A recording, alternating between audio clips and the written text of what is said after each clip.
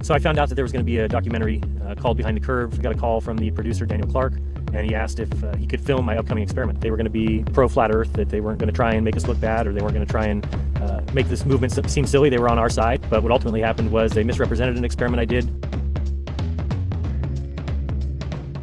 Fiber optic gyro experiments that we were doing, Daniel Clark was very interested in how they were going and what they were dealing with, and so I told him it measured a 15 degree per hour rotation. He automatically assumed that I meant that it meant a 15 degree per hour rotation of the globe. It absolutely was not Earth rotation. We sent it to him. He chose not to use it, and he chose to portray us as if we had detected rotation of the Earth. He betrayed my partner, Jaron. By basically taking an out-of-sequence part of it, putting it at the end of a film, and it was just completely out-of-sequence, misrepresented. But what he made it look like was that they had just measured curvature, and Jaron's going, oh, interesting.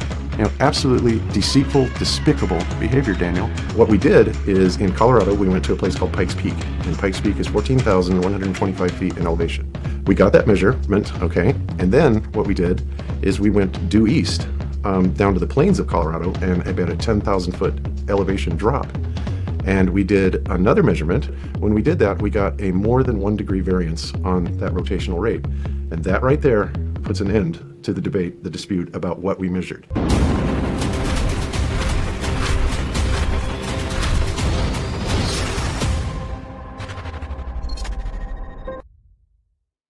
Stephen Hawking faked this observation. How do we know? When I show you. You cannot make a claim that it was accidental. You can't make a claim that they didn't know. The only possible thing that could have happened here is deliberate fraud. Catch me again. The only possibility is deliberate fraud by PBS, by Stephen Hawking, by all three of these jokers, by the cameraman, by the editing team, by the helicopter pilot. They're all in on it because it's the only possibility for what we're about to see. Now watch the fakery here. 6 miles, the lake has fallen 4 times slower than before. What about the telescope height? What is going on? Yeah, what is going on here? Freaking liars. The green line shows the path of the laser, Oh, does it? and the blue from the telescope. And the gold line shows how the data points form the beginning of the curve. So that means this lake isn't flat. No, is that what it means? Not even close, no. So this is from the official film. This is not edited or anything. You'll notice these are 2 different timestamps because this is 2 different portions of the film. One of them claims to be showing the helicopter going down. One of them portrays the helicopter going up.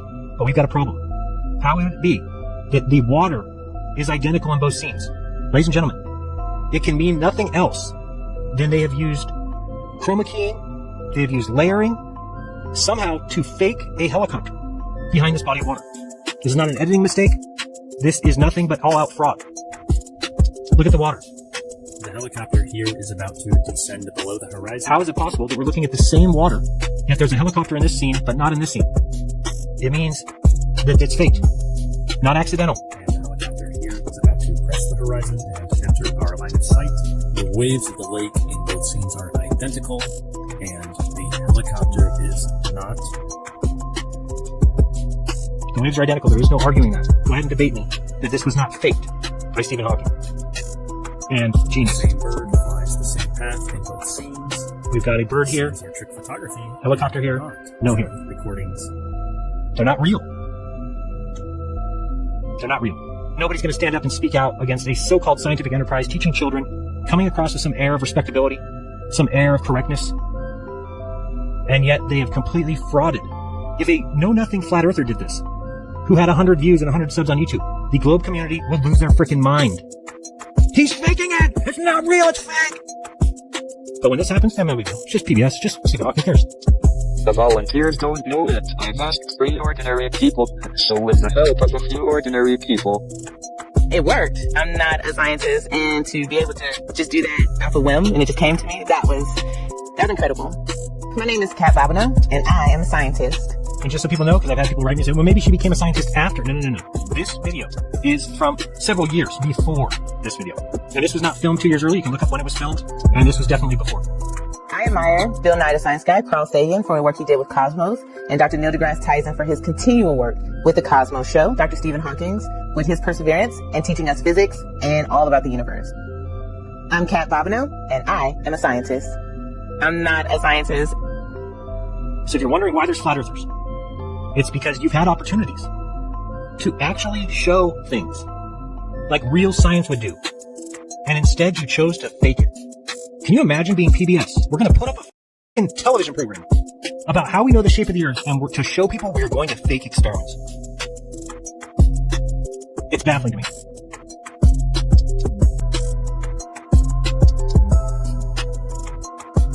So, let me talk about behind the curve. So, what I never considered at any time is that they would be able to take out a piece of the observations that we made that evening and be able to twist it in a way that would, instead of showing the truth, that really our experiment failed in a few different ways, that instead it worked and showed the curvature of the earth. I mean, I was never for a moment even concerned about that possibility because it's a blatant lie.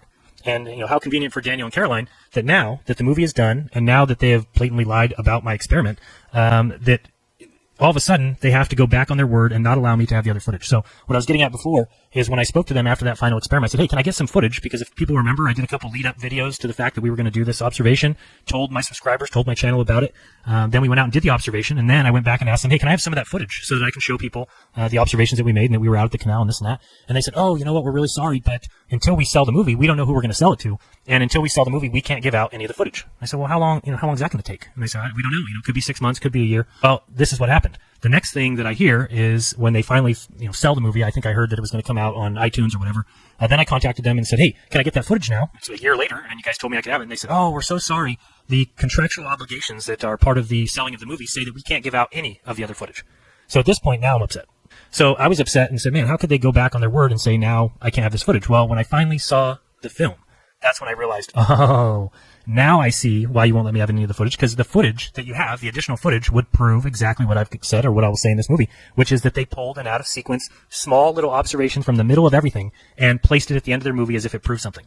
When I see how they ended that movie, I'm like, oh man, these guys are dishonest as it gets. And so since then, I've been trying to get them to either write a statement.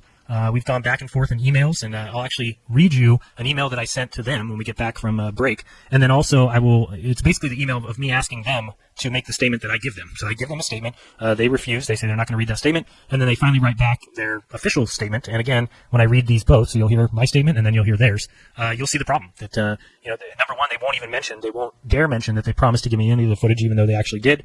This is all really upsetting for me because one of the things that happened is when we went to North Carolina, I was one of the very few people that had yet to sign the contract or whatever, basically giving them rights to what they filmed. And the reason I didn't sign it is because I was worried. I said, I don't know if I can trust these guys to portray the flat earth community correctly. But, I talked to Mark Sargent. He said, well, they came over and just filmed me talking. Seemed fine. Patricia said the same thing. Bob said the same thing. Yeah, they just came over and filmed me. They seem like great people. They seem like they're on the up and up. And in North Carolina, both Daniel and Caroline took me aside separately and said, hey, we'd really like you to sign this, and that we really want to portray the flat earth movement in all honesty. We want to do this on the up and up. We want to do this in all truth. And I bought in, and I said, okay, sounds like these guys want to do a good job, that they want to make a good movie. And, I want to contribute. So I signed it, and the rest is history. What was really scary is, when I realized that even if I did a successful test or a successful observation and we showed something incredible, that they could have done the exact same thing. So that's the worst part about it, is I was beating myself up for a year saying, man, if I just would have made sure that we touched on, we dotted all our I's and crossed our T's, and that, everything, we went out there before and actually made sure the observation was the way we expected it to be, that they would come out and film that. But now I realized that even if that was the case, they still could have taken any part that they wanted, me saying, interesting, and put that at the end of the movie as if it proved anything. Now I have a whole new perspective, and I learned from my mistakes, and, I should have had somebody there filming every second that they were filming me, and I will do that in the future. So if in the future, if I get asked again, hey, will you do this or will you do that? I'm going to make sure that I have the whole thing filmed. But we know that National Geographic and these film producers will never show the Monterey Bay mirror observation, or any of the other observations that we do. But it's sad. I mean, we're making observations daily that are impossible on a globe. So of course, this is one of the biggest lies there is.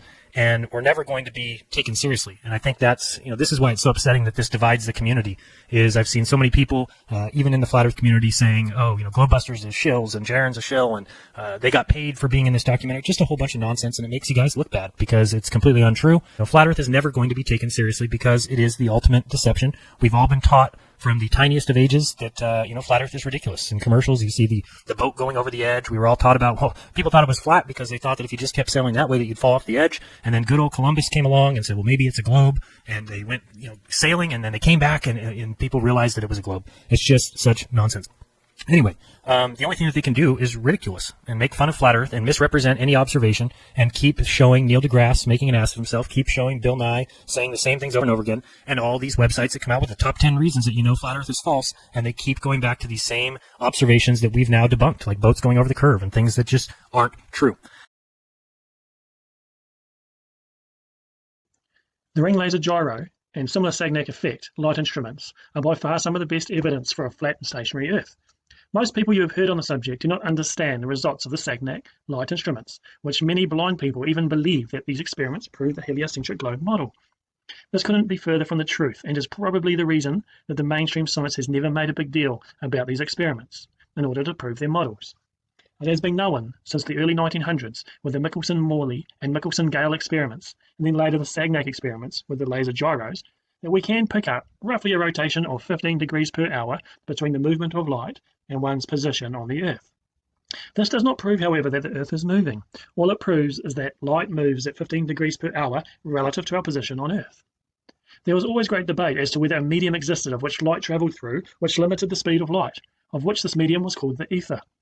Those pro-ether scientists believed that the roughly 15 degrees per hour movement picked up between light and one's position on the Earth was simply the ether rotating. However, pro-heliocentric scientists believed it was the rotation of the Earth that was detected in these experiments. So the main result that came from the Sagnac light experiments actually proved that light did travel in a medium which limits its speed and actually moves independent of the movement from the source of that light. This actually showed that an ether did exist that the light traveled through. So the great argument has been whether these devices are picking up Earth rotation or the rotation of the so-called ether. While people have struggled to argue this either way, there is clear evidence that it is the ether moving and not the Earth, of which I will share later on. First of all, though, I want you to think deeper on this. We all agree that these devices pick up a 15 degree per hour rotation. This rotation could only be of either the ether or of the Earth. But there is a more pressing problem that these tests detected. The question you really need to ask is, why do these devices not pick up the 30 km per second movement of the annual Earth orbit around the Sun? The devices pick up the daily rotational movement between the Earth and light, but why don't they pick up the much greater speeds of 30 km per second of the Earth movement as it circuits around the Sun? This is what we should expect in the heliocentric globe model. The Sagnac experiment proves that the light travels at a limited speed, which is independent of the speed of the source of the light. Therefore, if the Earth is orbiting annually around the Sun, we should pick up this in the experiments as well. However, guess what? We pick up nothing. Absolute zilch movement is found to dismiss these findings. True scientific experimentation has shown time and time again that the Earth does not rotate annually around the Sun. The only movement detected is this daily 360-degree rotation. So how do we know if it's the Earth rotating 360 degrees daily or whether it's the ether rotating above us? Other than the obvious fact that we don't feel any Earth rotation, the best and most conclusive experiment ever undertaken to understand this was in 1871, and it was called Airy's failure. George Airy set up telescopes and faced them towards a star so that the light of the star would travel directly down the center of the telescope to be seen at the bottom of the telescope. Now, telescopes need to be tilted slightly as the light travels on an angle due to either this moving Earth or the moving ether. Now, after centering the stars in the telescope and measuring the angle of tilt required in the telescope, George Airy then filled the telescope with water to slow down the light of the star entering that telescope. Now, if the Earth was moving, then the starlight, upon entering the water in the telescope, would move off-center, and the telescope would need to be further tilted to again view the star. However, if the Earth, and therefore also the telescope, was stationary, and it was the starlight moving in the ether, then the light would continue on the same path and stay in the center of the telescope. The reason that the experiment became known as Airy's failure was because he failed to find any movement in the Earth, and the light stayed centered in the telescope. And no further telescope tilt was needed, so we can conclude that, as the Bible declares, the Earth is motionless and at rest. Now, the results of these tests have been known for many decades, and light tests have been repeated hundreds of times over the years, and the results always conclusively fail to prove that there is any movement of the Earth through the universe. Only a daily 360-degree daily rotation has ever been found. And Airy's failure proves that this rotation is not in the Earth, but in the stars and light above, and therefore also in the ether, which is the rotating medium that light travels through, and many have tried and failed to disprove. Since these tests have proven a stationary Earth, the powers that be have made up all manner of crazy theories to try and dismiss the findings. as the atheist scientists know that they must hide this truth, as a geocentric, stationary Earth would prove that we are special, having been positioned at the centre of creation by a loving God. We have had conclusive evidence of a stationary Earth, backed by modern science, for 100 years now, and most scientists still push the unproven heliocentric globe fairy tale. Our geocentric stationary Earth is 100% proven with every scientific test, and your own senses also confirm this truth. Not only are we stationary, but it seems most likely that the Earth is also flat and not a globe. As more and more evidence floods in, it is obvious that we can see way too far past where the globe curve would be. Realistic flat Earth theories around gravity and other observed phenomena are also coming to light, and showing that flat Earth is not only reasonable but likely. Big tech has nearly killed off the momentum of the growth that we had in these truths over the last few years, through burying it in algorithms. However, big tech will pass away, but the truth of all of this will still remain. I plead with you to open your mind and break through the trance that modern science has placed on you. You are created special in God, and what we believe down here on earth will affect our whole eternal future. God is declaring to you his creation, and he also wants to reveal to you his great spirit, which will make him ever so real to you here in this earthly dimension. Open your heart to Yeshua, who's more commonly known as Jesus Christ, for whom your sins can be forgiven, so that the truth of Almighty Jehovah God will bring you true life. God bless you, and thank you for listening. The combination of high-powered lasers and ultra-zoom cameras like the Nikon P900 have destroyed the globe narrative for those who are willing to open their eyes and see. Our flat Earth reality is evident, with demonstrable and repeatable testing that anyone can perform. As always, you don't have to take my word for it. Go out and test it yourself. As proven with engineering software, the globe model mandates that all bodies of water must have a noticeable degree of convexity, and would drop away from the observer on all sides approximately 8 inches per mile squared, a mathematical expression that's very accurate up to even a distance of 1,000 miles. However, I'll be using an online globe curvature calculator like this one to make accurate calculations really simple with both observation heights and distances taken into consideration. The following laser test will prove that there is no globe Earth curvature and therefore no globe. This was my furthest laser test so far at a distance of 21.03 miles with a laser height of 5 feet. That is a globe hidden height of 223 feet. At just 5 feet above the water, I filmed the laser source and its reflection, proving the Earth flat. Obviously, it's a direct line of sight to the laser source, over 200 feet of missing curvature. I'll end with 2 very long observations from a group of well-educated researchers called FE-Core. This video comes from the YouTube channel Decimal Z. These tests were conducted at Lake IJssel in the Netherlands. For the longest test ever recorded over water so far, the laser was 24.94 miles away at a height of 9.6 feet. That equals a Earth curvature hidden height of a huge 298 feet. That is almost enough supposed curvature to entirely hide the Statue of Liberty with its base and foundation included. Breaking the globe, the camera filmed the laser source at just 5 feet above the water. Finally, this test was at a distance of 17.8 miles. The camera filming the laser was only 2.8 feet above the water. Listen. Okay, check this out, brothers and sisters. 28 kilometers in your face. Wow. Awesome. That is awesome.